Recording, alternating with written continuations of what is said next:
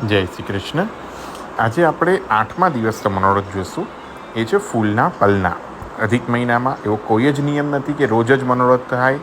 તમારાથી જો યથાસંભવ હોય તો જરૂર ત્યાંથી લાડ લડાવો પ્રભુને, નહીં તો રાગ, ભોગ કે શૃંગાર કોઈથી પણ તમે લાડ લડાવી શકો છો.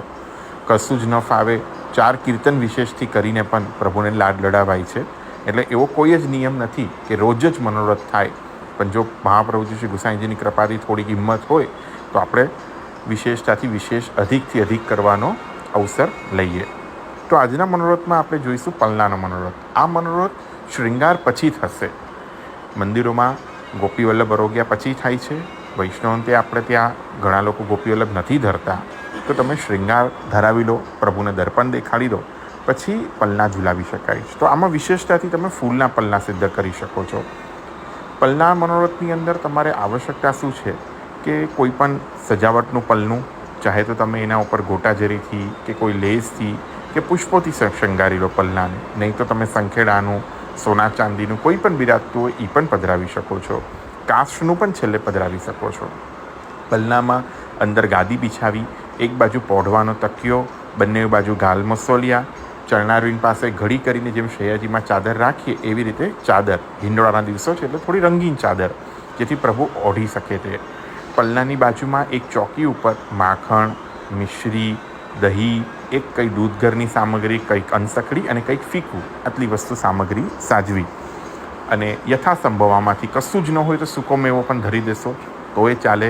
એવું કોઈ જ નિયમ નથી કે આ જ હોવું જોઈએ ને આ જ થાય. પ્રેમ આવશ્યક છે, દેખાદેખી આવશ્યકતા નથી. મહાપ્રભુજીનો ખૂબ જ સરળ અને ખૂબ જ રસાત્મક માર્ગ છે, અને એટલો જ સરળ બધા માટે છે. તો જોઈએ આપણે ફૂલના પલના. આવી રીતે તમે કમલના પલના કરી શકો છો.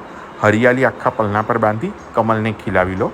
પાછળની દાંડી વળી કરી, પાછળ જોઈએ તો તમે બેઉ બાજુની પોઈન્ટેડ ટૂથપીક આવે એ પધરાવી કમલમાં ખોસીને ઓલામાં આપણે જે પુષ્પ બાંધ્યા છે એમાં ખોસી દો.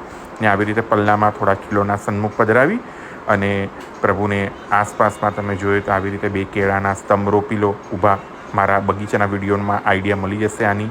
આગળ જોઈએ તો નાનકડો ફુવારો, પાછળ કોઈ કમલની મનોરથ છે તો કમલ તલાઈની પીછવાઈ. આ મનોરથ કમલ તલાઈમાંથી પણ જે કમલ બિરાજતા હોય આપણે ત્યાં, તો એ ફ્રીજમાં મૂકીને બીજા દિવસે કમલના પલના કે હિંડોળામાં વપરાય. આવી રીતે પલના ભોગ ઢાંકીને બાજુમાં પધરાવો લાલ વસ્ત્રથી. અને આ પલના ભોગ સર્યા પછી રાજભોગમાં તમે ધરાવી શકો છો, કેમ કે આમાં કાની નથી આપતા આપણે એટલે. આવી રીતે તમે બીજો છે તે તમે આવી રીતે ગુલાબના અને પીળા પુષ્પોના પણ પલના કરી શકો છો. કોઈ એવો નિયમ નથી કે આ પુષ્પ ન વપરાય. કોઈ પણ પુષ્પ જે આવી રીતે કદમના પણ પલના થાય. હરિયાળી ઉપર જો કદમની લહેરિયાઓ ગુજરાત બાજુમાં, રાજસ્થાન બાજુમાં કદમના પુષ્પો હમણાં પુષ્કળ મળશે, તો તમે એવી રીતે એનો પણ ઉપયોગ કરીને આવી રીતે પલના કરી શકો છો.